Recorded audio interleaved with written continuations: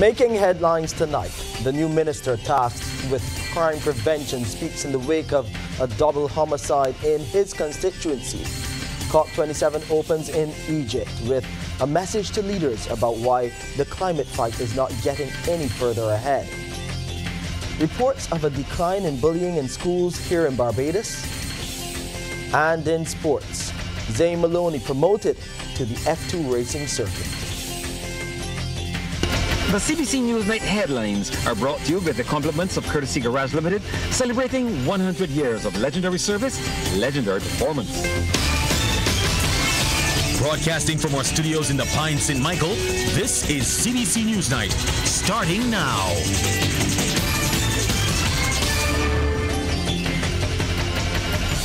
Good night, I'm Shane Seeley. Thank you for joining us. 2 homicides in the city yesterday in less than 12 hours are the latest gun-related incidents being investigated by police. Barbados has so far recorded 37 homicides. It's a situation of particular concern to the man recently given specific responsibility for crime prevention here in Barbados, the Minister of State in the Office of the Attorney General, Corey Lane. He joins us live now to share his thoughts on the latest shootings and crime in general. Good to have you on, Minister Lane. Hey, good evening, Shane, and thanks for having me. Well, these gun-related crimes are escalating. We see 2 areas which usually have lots of traffic, both foot traffic and vehicular traffic. The public is worried. What can you tell us? What have you heard so far about these shootings? First of all, let me start by extending my condolences to the family of those involved, because I think sometimes we forget to pause and recognize that these are human beings, these are family members, these are brothers, these are fathers, these are sons. So I want to start right there. The other thing, as you talked about the traffic, I am reminded that I'm also working on a project for the revitalization of Bridgetown with a number of other persons. And we plan to bring more traffic into Bridgetown. We plan to bring cruise tourism into Bridgetown in a major way. We plan to spice up the Constitution River to have night entertainment. And what happened yesterday and our plans are not compatible. So that even speaks even more in terms of what we got to do now for the short and medium term, and also what we continue to do for the long term. I want to tell Barbadians that the work continues in earnest and the work will step up in a few weeks. And what do I mean by that? There are a number of programs, existing programs, that we are going to be scaling up. So there are lots of young people idle across Barbados. There are lots of gang members, feuding gang members, something that we cannot run away from.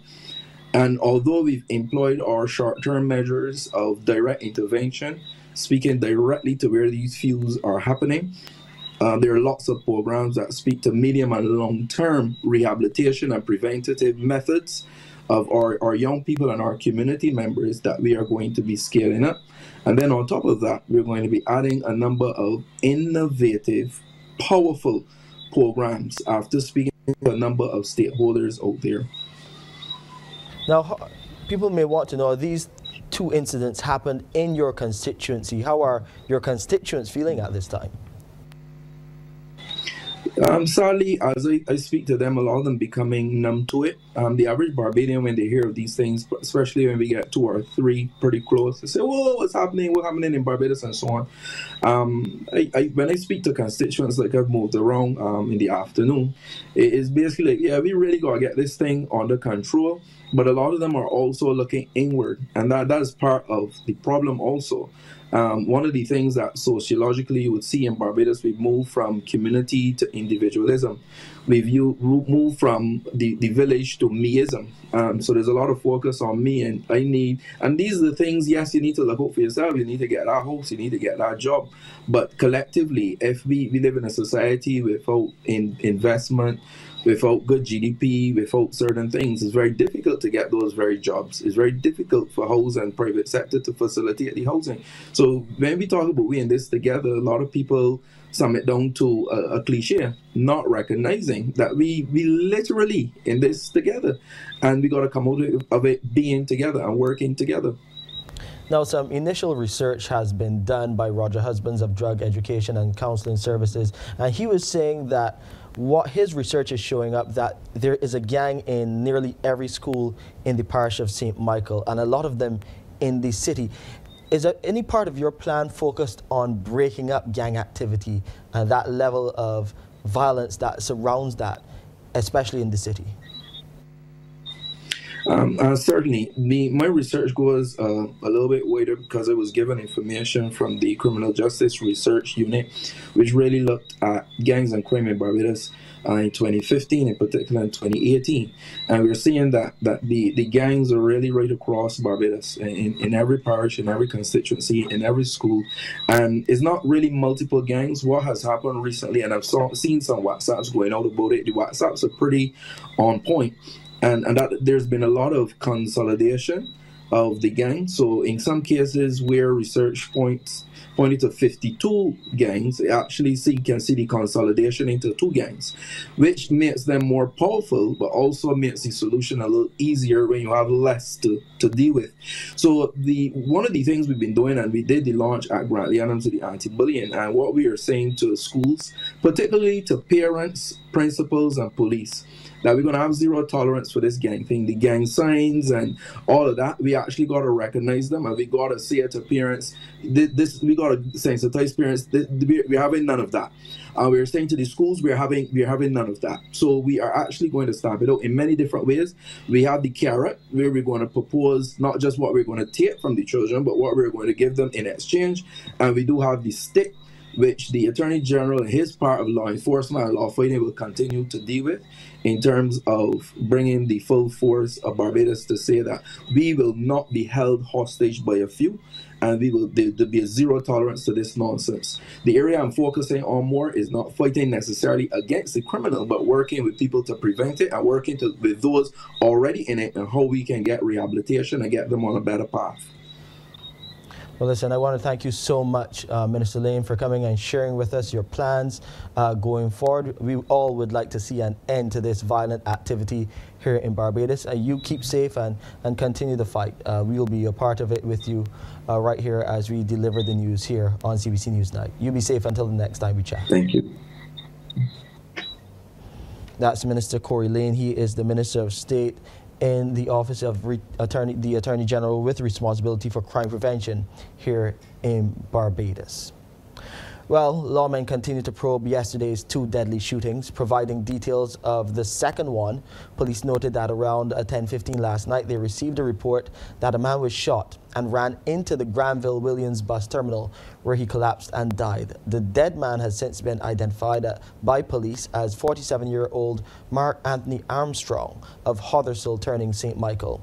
This followed another shooting about 12 hours earlier, around 10:40, 20 minutes to 11 yesterday morning, when 22-year-old Kobe Shepherd of Bedford Lane, Upper Roebuck Street, St. Michael, was shot while at Upper Gills Road, St. Michael. Police say he was shot multiple times about his body by a pillion rider on a motorcycle as he was standing by a house. Shepherd was transported to the Queen Elizabeth Hospital by private transport, but was pronounced dead on arrival by medical personnel. In other news on Newsnight, COP27 opened in Egypt, with Prime Minister Mia Motley telling leaders they need to understand why the climate fight is not getting any further ahead. She said the effects of climate change are ever visible. I don't need to repeat that this is the COP that needs action. All of us, as a chorus, have said that. I don't need to repeat the horror and the devastation wreaked upon this earth over the course of the last 12 months since we met in Glasgow. Whether the apocalyptic floods in Pakistan, or the heat waves from Europe to China, or indeed in the last few days in my own region, the devastation caused in Belize by Tropical Storm Lisa, or the torrential floods a few days ago in St. Lucia. Prime Minister Motley says when she repeats 1.5 to stay alive, she takes no pride in the statement. She told the audience collectively they have the capacity to transform the situation because they have altered and improved other situations. We're in the country that built pyramids. We know what it is to remove slavery from our civilization. We know what it is to be able to find a vaccine within 2 years when a pandemic hits us. We know what it is to put a man on the moon, and now we put in rover on Mars. We know what it is. But the simple political will that is necessary, not just to come here and make promises, but to deliver on them and to make a definable difference in the lives of the people who we have a responsibility to serve, seems still not to be capable of being produced. Back at home and in more news on the fight against crime and violence, we're hearing that since the inception of the anti-bullying program at the Grantley Adams Memorial School, there has been a decline in that type of behavior. Sean Clark of Supreme Counseling reported this positive change to the Minister of State in the Office of the Attorney General with responsibility for crime prevention, Corey Lane, during this morning's relaunch of the anti-bullying program. Supreme Counseling was at the school from 2019. The level of bullying stood at 18%. 8% were bullied and 10% bullied others. We resurveyed the school in 2022, at which time the level of bullying stood at 11%. 7% were bullied and 4% bullied others. Minister Lynn, in that time period, the number of students who were bullied fell by 1%. And the number of students who bullied others fell by 6%, an overall reduction of 7%. Now, the principal of the school, Major Andrew Skeet, says the program is vital because alongside academics and vocational skills, other soft skills are key. A poor attitude, being unable to communicate, being unable to address conflict and address conflict correctly, being able to work in a team, having a very, very positive attitude towards life and work, I believe are more critical and very important to the success of any individual. Minister Corey Lane was on hand to give a pep talk to the students and unveil official signage declaring the school a bully-free zone. The school board chair, George Griffith, was also on hand to see the newly installed sign, which appears as soon as you walk through the gates of the school onto the premises. Now, while the announcement of a December poll in Dominica may have caught some people by surprise, political analyst Peter Wickham says he anticipated the early general election call by Prime Minister Roosevelt Skerrit. Mr. Wickham made the comment as he was a guest on CBC TV8's Morning Barbados. The conventional election that was just won in Grenada, this is under a year ago, has essentially sent a signal in terms of Caribbean politics. And I was saying from then that there are two leaders in the Caribbean that have to look at their situation. And one is Roosevelt Skerrit, the other one is Dr. Ralph Gonzalez. So he said Dr. Gonzalez to say, Roosevelt Skerrit is peculiar. He is the youngest leader in the Caribbean that has ever served 4 terms before. He's the only person in the world, really, that has ever served 4 terms before he has been 50. He was the youngest ever head of state when he was made prime minister at 27. He's a fascinating person, and he has done well in elections over the years where he has essentially dominated the political landscape. And you can catch Mr. Wickham tomorrow on CBC 100.7 FM from 9 until 11 as he hosts Let's Talk About It. Meanwhile, it was last night in an address to the nation that Prime Minister Skerrit announced that elections will be held on December 6th. I want for the year 2023 to begin with a fresh mandate given to a fresh Labour team to commence the work of building post-COVID Dominica. With this in mind, today I wrote to His Excellency the President and advised he dissolves the current Parliament of this country effective immediately. I have asked that a fresh writ be issued on Monday, 7th November 2022 for the holding of general elections in the Commonwealth of Dominica. The Dominica Labour Party will reveal its new look slate of candidates in Roseau on Tuesday, November 8th. Nomination day in Dominica shall be Friday, the 18th of November 2022. General Elections Day in Dominica, the day on which the Labour Party will be seeking a fresh mandate with a fresh team, is Tuesday, 6th December 2022. The announcement comes just 1 month after the leader of the opposition, Lennox Linton, resigned from his position. Well, coming up, many doctors in Barbados still not including medicinal cannabis in their treatment options. Details to that story and more right here on Newsnight. There is still a healthy number of doctors in Barbados who are yet to include medicinal cannabis in their care of patients, but that percentage is reducing. The acting CEO of the Barbados Medicinal Cannabis Licensing Authority, Senator Shanika Roberts-Odell, says as they continue to push the drug as a viable alternative, they would like patients to join in the fight.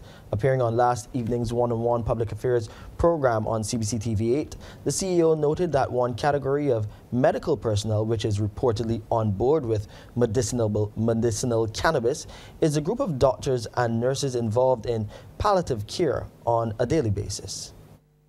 They have been advocating and they have been issuing. And I think because it's not done in a big splash where no one puts up a big billboard saying, I've issued medicinal cannabis. Yep. Some people may have been missing that. But next time you walk into your pharmacy, take a look, ask a question. 42 Barbadians are the newest members of the Barbados Defense Force. They successfully completed recruitment and training in a range of areas over the past 4 months and officially completed the transition at the St. Anne's Fort during the BDF's passing out parade. While praising them for their impressive display and sharpness, Home Affairs Minister Wilfred Abrams underscored the importance of their roles. You 42 new members of the Barbados Defense Force will be called to service to assist in the ongoing fight against the scourge of illegal gun violence within Barbados, or to protect our borders from transnational illicit trafficking. Additionally, there's a possibility that you may be deployed to an RSS or CARICOM member state on a joint and combined mission with security, engineering, humanitarian assistance, and other disaster response operations. The citizens of this country require you to remain focused, steadfast, and fully capable of undertaking any challenges that may come your way during your military career. Military advisor to the Chief of Staff, Lieutenant Colonel Carlos Lovell, welcomed them into the force and encouraged them to always strive for excellence. Please be cognizant that you will be required to prove yourself time and again to your peers, to your superiors, and more importantly, to the people of Barbados. As the newest members of the BDF, your conduct, your values, your leadership, and your example will always be under scrutiny, recognizing that the citizens of Barbados hold the BDF to a very high standard. From this day forward, your mission as members of the force is to strive for excellence in everything that you do. 5 people have been displaced by a fire which completely destroyed their home in St. George last night. According to reports, a wooden structure as well as all of its contents at Monroe Road Valley was razed around 8 minutes to 9. The house was occupied by Alison Collymore and 4 others. Officials say some residents were home at the time of the blaze. Fire officials say 2 other adjacent properties received minor water and heat damage. 2 water tenders and 8 officers under the command of Divisional Officer Marlon Small and Station Officer Roger Bourne responded to that blaze. The temporary road at Bawden's Bridge in St. Andrew has been closed due to unstable conditions at that location, which have made the road impassable as a result. Vehicular traffic will not be allowed to use that road. Motorists are advised to follow the divergence signs in place so they may be guided along alternative routes. People are advised boulders have been placed at the entrances of Bawden's Bridge and its temporary road, and motorists who attempt to cross this area will be doing so at their own risk. Time now for some sports. Amory Burke is standing by in the studio. It will be Ellerton and Weymouth Wales to contest the final of the BFA Republic Cup. This after both teams registered wins in last night's semi-finals at the BFA AstroTurf. It was a packed house at the BFA turf in Wildy for the Republic Cup semi-finals, and it was Weymouth Wales in the white and green who took on Wharton FC. From early, the pressure was on as Wales were pressing to get the breakthrough, and it would come in the 30th minute of play when Kemar Headley out of the shot took a corner kick that was beautifully placed in the back of the net. Wales their first dibs, and the celebrations began. 9 minutes later, Nadre Butcher took out the defender and then took aim, and it's powerfully slotted in. Wales up 2-0, and they will take that advantage to the half. And the momentum continued into the second, as in the 51st minute, the cross came in and found the boot of Tyra Racer de Mendoza, and that's 3 on the books. Wales is at this stage finals bound. As a consolation, Wharton got a goal thanks to Keon Harding, who headed in this cross. It was all in vain, though, as Wales went on to take the game 3-1 and book a place into the final. And they will face Ellerton, who had a more hard-fought path to the big showdown, as after 90 minutes, it was a goalless encounter with Paradise. Until this happened, 1 minute into extra time, Ellerton is pressing ahead. The Paradise defense is right there, but it's too much pressure, and Shaquille Bell is brought down in the box. The penalty awarded. This is just what they needed. Could Bell be the man? You sure bet. It's tucked away, signed and sealed.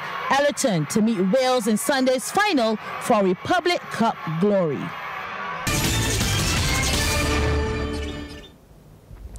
In business tonight, local small and medium enterprises are preparing for entry into the global market.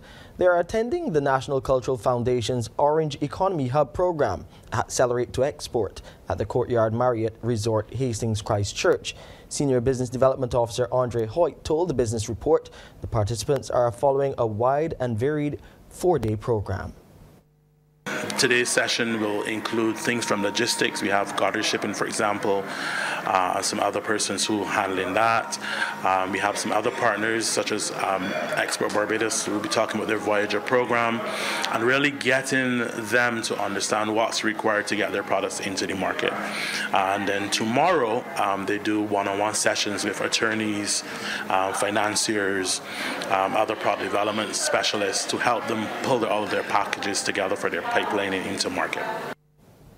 Well, the Business Development Officer says participants stand to benefit from exposure to a number of influential stakeholders in the marketplace.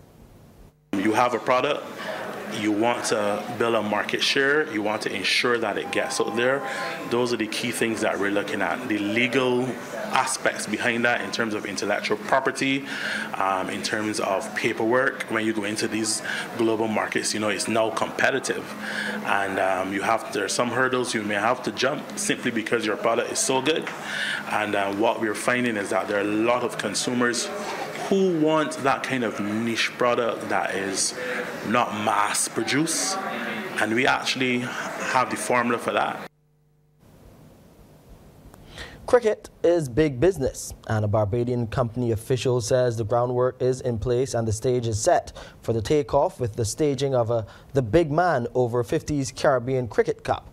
Well, the director of Dillon Amber Dean Incorporated, Angela Clark, told the Business Report she will be spearheading the initiative as it is attractive for local, regional and international business. This is a great tool to use to get more business people on board locally, and also this could go even international as well. Yeah, so I'm always thinking, I'm a salesperson, so when I see business development, I also see it in the tourism market, I see it in so many different fields. We can do this in such a big way, and I'm a visionary, so I see things and I see ahead and I see the broader picture, and I'm thinking, wow, I want to be involved with this.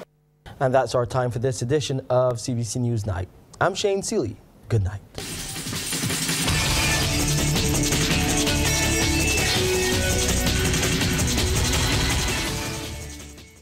Thanks for visiting us. To get more stories like this one, like and subscribe to our YouTube channel.